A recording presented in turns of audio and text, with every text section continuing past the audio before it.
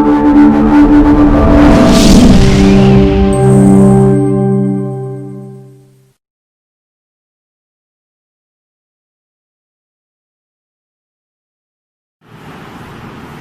علیکم ورحمۃ وبرکاتہ۔ عزیز طلباء، اللہ کے پیارے رسول صلی اللہ تعالیٰ علیہ وآلہ وسلم پر درود و سلام پڑھنے کے بے شمار فضائل و برکات ہیں۔ تو اللہ کے رسول صلی اللہ تعالیٰ علیہ وآلہ وسلم پر درود شریف نہ پڑھنے کے وعید بھی ہے۔ اللہ کے حبیب صلی اللہ تعالیٰ علیہ وسلم نے فرمایا کہ جو مجھ پر درود پڑھنا بھول گیا وہ جنت کا راستہ بھول گیا۔ اور یہ یاد رکھیے کہ ہر راستہ بھول کر گزارا ہو سکتا ہے، لیکن جنت کا راستہ بھول کر گزارا نہیں ہو سکتا، کیونکہ آخرت کی زندگی دائمی زندگی، اور دائمی زندگی میں اگر کوئی بھٹک گیا تو وہ ہمیشہ کے لیے بھٹک گیا۔ تو اس پر لازم ہے کہ ہم اللہ کے حبیب صلی اللہ علیہ وسلم کا جب بھی نام سنیں، جب بھی آپ کا ذکر پاک سنیں، اور جب بھی آپ کا نام دیکھیں یا پڑھیں تو ہر حال میں ہر لمحہ ران ویسے بھی ہماری عادت ہونی چاہیے کہ ہم آقا کریم صلی اللہ تعالی وسلم پر درود و سلام پڑھتے رہیں۔ تو ایک بار آپ بھی پڑھ لیجئے، صلی اللہ تعالی علی محمد و آل محمد۔ عزیز طلباء، آج ہمارا چیپٹر نمبر 2 ہے تحریک پاکستان اور قیام پاکستان۔ تحریک پاکستان اور قیام پاکستان آپ کی نئی بک جو ہے اس کا چیپٹر نمبر 2 ہے، اور اس چیپٹر میں جو چیز ڈسکس کی گئی ہے، جو عام واقعات ہیں، تدریسی مقاصد ہیں اس کے، وہ یہ ہیں۔ نمبر 1، تحریک پاکستان کے تاریخی واقعات مختصراً بیان کرنا ہے۔ 1940، 1857 اور 1947 اور 1940، یعنی 1940 سے 1947 تک کے واقعات، اور 1857 اردو ہندی تنازع سے لے کر 1940 قرارداد پاکستان تک کے واقعات اس میں بیان کیے جائیں۔ دوسری بات یہ کہ قائد اعظم رحمۃ اللہ علیہ کی سیاسی اور آئینی کوششوں کے حوالے سے قیام پاکستان میں ان کے کردار پر بحث۔ تیسری، قیام پاکستان کے بعد درپیش ابتدائی مسائل، معاشی، سیاسی، مہاجرین کی اور انتظامی معاملات جو تھے، مشکلات درپیش تھیں، ان کو بیان کرنا ہے۔ نمبر 4، گورنر جنرل کی حیثیت سے قائد اعظم کا کردار اور کارنامے۔ نمبر 5، وزیر اعظم کی حیثیت سے لیاقت علی خان کا کردار اور کارنامے، اور خاص طور پر ان کے قرارداد مقاصد 1949 کا منظور کروانا، جو آئین کے لیے ایک ابتدا، ایک راستہ ثابت ہوئی۔ نمبر 6، 1956 کے آئین کے نمایاں پہلو۔ نمبر 7، 1958 کے مارشل لا، یعنی ایوب خان کے مارشل لا کی وجوہات۔ اور نمبر 8 ہوگا ایوب خان کے کارنامے اور اصلاحات۔ نمبر 9، 1962 کے آئین کے نمایاں خد و خال، یا آلریڈی یہ سارے ٹاپک آپ کے پرانی بک میں بھی گزر چکے ہیں۔ نمبر 10، 1965 کے صدارتی انتخابات اور ان کے سیاست پر اثرات۔ نمبر 11، یحییٰ خان کے LFO legal frame work order کے اہم پہلو۔ اور نمبر 13 ہوگا 1970 کے انتخابات اور ان کے اثرات۔ اور لاسٹ ہمارا ٹاپک ہے مشرقی پاکستان کی علیحدگی کے اسباب۔ یہ پورے چیپٹر کا اجمالی جائزہ ہے، اس کے متعلق سارے چیپٹر میں چیزیں بیان کی گئی ہیں۔ تو سب سے پہلے علی گڑھ تحریک ہے، اور علی گڑھ تحریک کا پس منظر کیا تھا، وہ کون سی چیزیں تھیں، وہ کون سے بنیادی مقاصد تھے جن کے لیے علی گڑھ تحریک شروع کی سر سید احمد خان نے۔ تو بیٹا، تحریک علی گڑھ کے بنیادی مقاصد 3 تھے۔ نمبر 1، حکومت اور مسلمانوں کے درمیان اعتماد بحال کرنا۔ ہندوؤں نے انگریزوں کے دل میں یہ بات بٹھا دی تھی کہ مسلمانوں سے تم لوگوں نے اقتدار چھینا، اور مسلمان ہر حال میں تم سے اقتدار چھینیں گے۔ انگریزوں اور مسلمانوں کے درمیان، یعنی حکومت اور مسلمانوں کے درمیان بد اعتمادی پیدا ہو چکی تھی، اور انگریز ہر طرح سے مسلمانوں کے استحصال پر تلے ہوئے تھے۔ تو سر سید احمد خان نے یہ کوشش کی کہ مسلمانوں اور بر صغیر کے مسلمانوں اور حکومت برطانیہ کے درمیان، یعنی حکومت کے درمیان اعتماد بحال کیا جائے۔ دوسری بات یہ تھی کہ مسلمانان بر صغیر کو جدید علوم اور انگریزی سیکھنے کی طرف راغب کرنا۔ مسلمانوں کو یہ باور کرایا سر سید احمد خان نے کہ جب تک آپ جدید علوم حاصل نہیں کریں گے تو آپ زمانے کے ساتھ چل نہیں سکتے، زمانے کا مقابلہ نہیں کر سکیں گے۔ اس لیے لازم ہے کہ آپ جدید علوم اور انگریزی کو سیکھیں تاکہ آپ اپنا نقطۂ نظر انگریزوں تک بآسانی اور اچھے طریقے سے پہنچا سکیں۔ نمبر 3، مسلمانوں نے برصغیر کو سیاست سے باز رکھنا۔ سر سید یہ چاہتے تھے کہ مسلمان فی الحال سیاست سے باز رہیں، کیونکہ ایک کانگریس جماعت تھی جو ہندوؤں کی نمائندہ تھی، مسلمانوں کی کوئی جماعت ہی نہیں تھی جو ان کی نمائندہ ہو، تو کانگریس تو ہندوؤں کی ترجمانی کرنے والی تھی، تو مسلمانوں کو وہ وقتی طور پر استعمال کرتے تھے لیکن ان کے حقوق کی بات نہیں کرتے تھے۔ اس لیے سر سید احمد علی خان نے مسلمانوں کو یہ کہا کہ تم لوگ سیاست سے باز رہو اور تم نے سیاست میں حصہ نہیں لینا ہے۔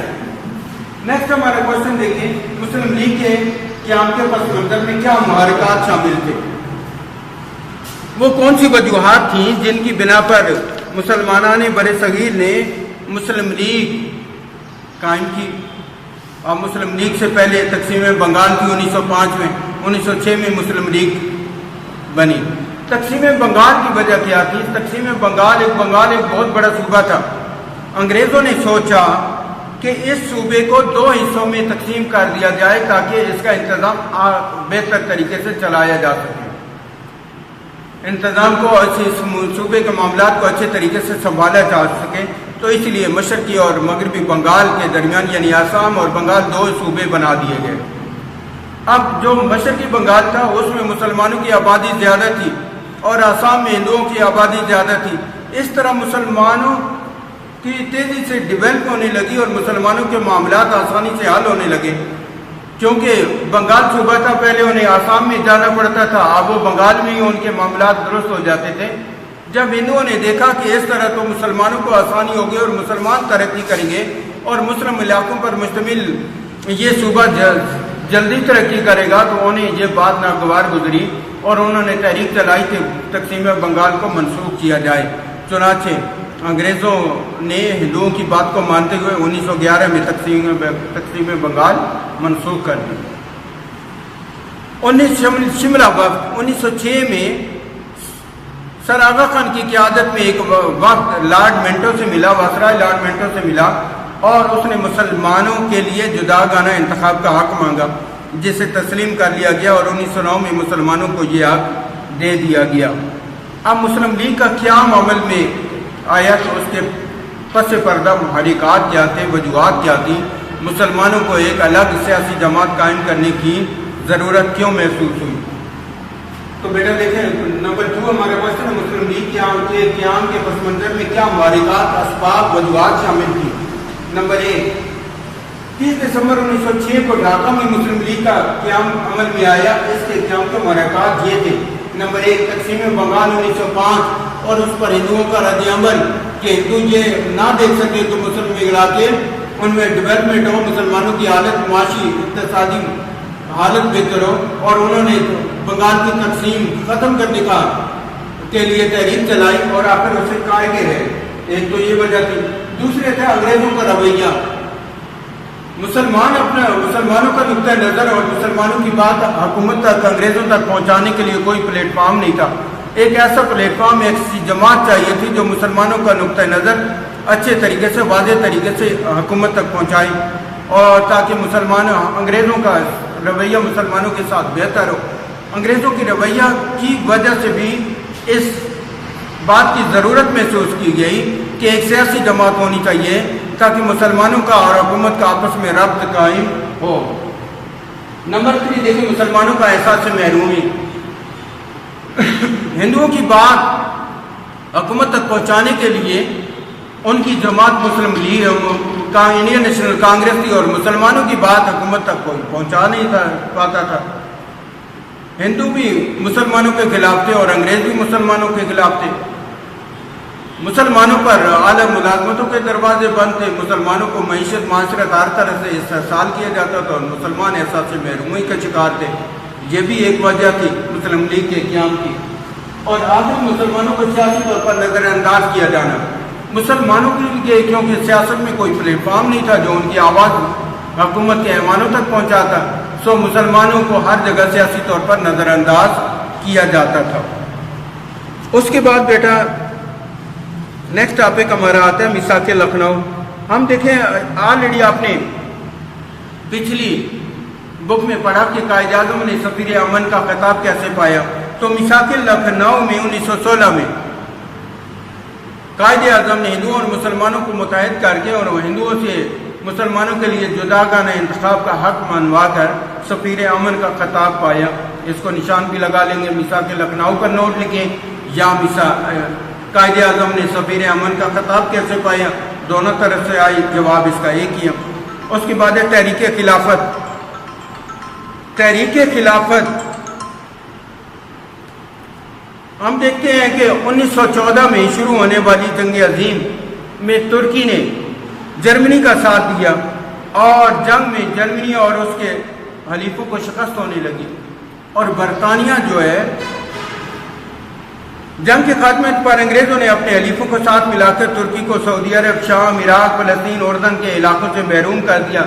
यानी वो सारे इलाके जो तुर्की की खिलाफत उस्मानिया में थे इनको आज़ाद कर दिया, जिससे तुर्की का वजूद खतरे में पड़ गया। तो तहरीक खिलाफत मुसलमानान हिंद ने चलाई ताकि तुर्की के वो ये चाहते थे कि हुकूमत बरतानिया तुर्की की खिलाफत को कायम रखे और मुक़द्दस मकामात यानी मक्का और मदीना के मकामात जो है बैतुल्लाह शरीफ और मस्जिद नबवी शरीफ ये मुसलमान तो खिलाफत तुर्की के हवाले किए जाए, उन्हीं की अमलदारी में रहें। तो तहरीक खिलाफत के 3 मकासद थे। नंबर 1 तुर्की की खिलाफत कायम रखी जाए। नंबर 2 मुसलमानों के मुक़द्दस मकामात को तुर्की हिफाजत में रहने दिया जाए और तुर्की की हदूद में तब्दीली ना की जाए। हमारा नेक्स्ट क्वेश्चन है बेटा, तहरीक हिजरत का सबब क्या था। तहरीक अदम तामन चलाई गांधी ने और उसका मकसद ये था कि हुकूमत के साथ अदम तामन करना। गांधी हर वो चाल चलता था जिससे मुसलमानों का नुकसान हो। उसने मुसलमानों को उकसाया कि सरकारी मुलाजमतों को छोड़ दो, फौज में भर्ती नहीं होना है, अंग्रेजी मसनूआत का बाईकाट करना है, अंग्रेज़ों के अता करदा खतबात को वापस करना है। और अक्सर मुसलमान उनकी चालों में आ जाते थे। उन्हीं में से एक हिस्सा तहरीक हिजरत भी शामिल होता है। अब देखिए तहरीक हिजरत क्या थी, उसका सबब क्या था। 1920 में चंद उलमा ने एक फतवा जारी किया कि हिंदुस्तान दारुल हर्ब है, यानी जंग की जगह है, जंग का मैदान है। मुसलमानों को अंग्रेजों की अमलदारी में रहना जायज़ नहीं, उनकी हुकूमत में रहना जायज़ नहीं। उन्हें दारुल में हिजरत करनी चाहिए, यानी इस्लामी वो ऐसे मुल्क में हिजरत करनी चाहिए जहाँ मुसलमानों की हुकूमत हो। हज़ारों लोग अपनी जायदादें बेचकर अफगानिस्तान में हिजरत कर गए और अफगानिस्तान ने सरहद बंद कर दी। लोगों को सिवाय जिल्लत और रुसवाई के कुछ हासिल ना हुआ। ना आत्मदेशी थी उन उलमा की जिन्होंने हिंदुस्तान को दारुल हर्ब करार दिया और मुसलमानों को माली और माशी तौर पर जो है जिल्लत और ख्वारी का सामना करना पड़ा। मुसलमान अपनी जायदादें सब कुछ बेचकर अफगानिस्तान की तरफ हिजरत कर गए और अफगानिस्तान ने अपनी सरहद बंद कर दी। ऊपर से सर्दियों का मौसम था, कई लोग वहीं ठठर कर मर गए और जो वापस पहुंचे उनके पास न छत थी और न पाँव रखने के लिए कोई ज़मीन थी। नेक्स्ट हमारा बेटा क्वेश्चन है, रेड कैलिफे वार्ड का अहम तरीन फैसला। ये हमारे मशकी सवालात हैं, ये हमारे चैप्टर नंबर 2 के मशकी सवालात हैं। पंजाब और बंगाल की तकसीम के लिए हंदबंदी कमीशन कायम किया, उसके सरबराह बरतानवी वकील सर रेड कैलिफ को बनाया गया। रेड कैलिफ के आम तरीन फैसलों में नाइंसाफी से काम लिया। अहम तरीन फैसले क्या थे? मुस्लिम अक्सरियती इलाकों को पाकिस्तान के हवाले करना और हिंदू अक्सरियती इलाकों को भारत के हवाले करना, लेकिन उसने नाइंसाफी से काम लिया और कई मुस्लिम अक्सरियती इलाके भारत के हवाले करना। मुस्लिम अक्सरियती इलाके भारत के हवाले होने से पाकिस्तान को रावी सतलज और ब्यास के पानी से भी महरूम होना पड़ा और ख़ासतौर पर गुरदासपुर के ज़िले को हवाले करने की वजह से पठानकोट और बटाला की तहसीलें भी भारत में शामिल हो गई और यूँ भारत को कश्मीर तक रसाई मिल गई और उसने अपनी फौजें कश्मीर में दाखिल करके कश्मीर पर कब्जा कर लिया और यूँ पाकिस्तान और भारत के दरमियान एक ना ख़त्म होने वाला तनाज़ा खड़ा हो गया जो 72 साल गुजरने के बावजूद आज तक हल नहीं हो सका और दोनों ममालिक उसके लिए आए दिन एक दूसरे पर इल्ज़ामात भी लगाते रहते हैं और हमला भी करते रहते हैं। अज़ीज़ तलबा, ये हमारे मशक़ी सवालात थे, इनको आपने लिखना और याद करना है। ये आपकी नई बुक के मुताबिक है। अस्सलामु अलैकुम व रहमतुल्लाह।